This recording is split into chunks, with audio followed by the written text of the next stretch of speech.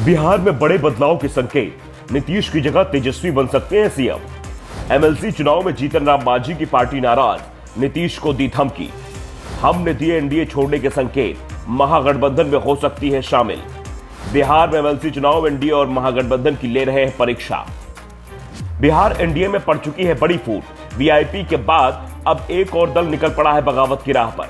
MLC चुनाव में हिस्सा न मिलने पर नाराज हुए मांझी, एक सीट पर हिंदुस्तानी आवाम मोर्चा ने ठोक दिया था दावा।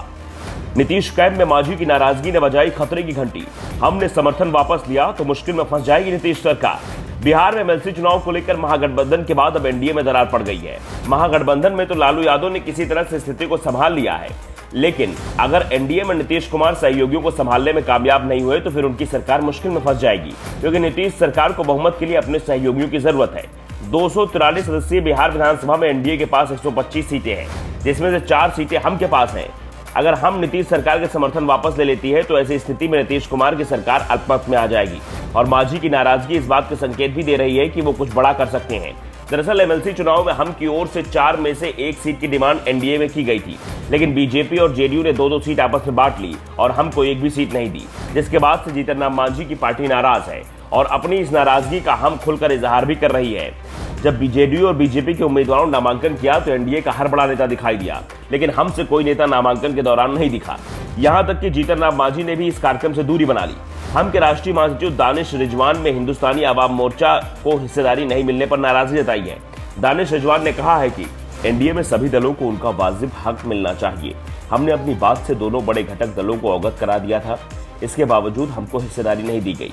हम का इस तरह से अपमान किया जाता रहा तो ये एनडीए के लिए खतरे की घंटी है।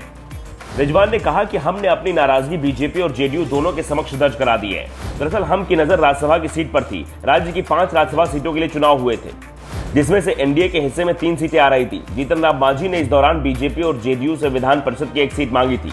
पार्टी का दावा था कि भले ही उनके पास 4 विधायक हैं, लेकिन पार्टी का व्यापक जनाधार है, इसलिए एमएलसी की 1 सीट उन्हें मिलनी चाहिए। लेकिन मांझी की ये इच्छा पूरी नहीं हो पाई। मांझी तो कुछ नहीं बोल रहे, लेकिन उनकी पार्टी खुलकर नाराजगी का इजहार कर रही है। वैसे भी मांझी भले ही चुप हैं, लेकिन इससे पहले वो खुले मन से अपनी नाराजगी जाहिर कर चुके हैं। उन्होंने हम की राष्ट्रीय कार्यकारिणी में कहा था कि वो एनडीए के साथ सहज महसूस नहीं कर रहे हैं। एनडीए में बीजेपी और जेडीयू जैसी बड़ी सहयोगी होने की वजह से उन्हें घुटन महसूस हो रही है। मांझी ने दावा किया था कि विधान परिषद चुनाव में जब हमारे बड़े सहयोगी हमारा समर्थन मांगेंगे तब हम उन्हें अपनी स्थिति महसूस करा सकते हैं, लेकिन बीजेपी और जेडीयू की ओर से मांझी की आपत्तियों को अनसुना कर दिया गया। ऐसे में मांझी अब क्या कदम उठाते हैं ये देखना होगा। मांझी अगर एनडीए से दूर होते हैं तो फिर नीतीश कुमार की सरकार मुश्किल में फंस जाएगी। ऐसी स्थिति में तेजस्वी यादव भी सरकार बनाने का दावा कर सकते हैं। ऐसे में सवाल उठ रहा है कि क्या मांझी एनडीए छोड़कर महागठबंधन का समर्थन करने को तैयार होंगे? क्या उनके विधायक नीतीश की जगह तेजस्वी यादव का समर्थन करेंगे? Bureau report, the Dhakad news.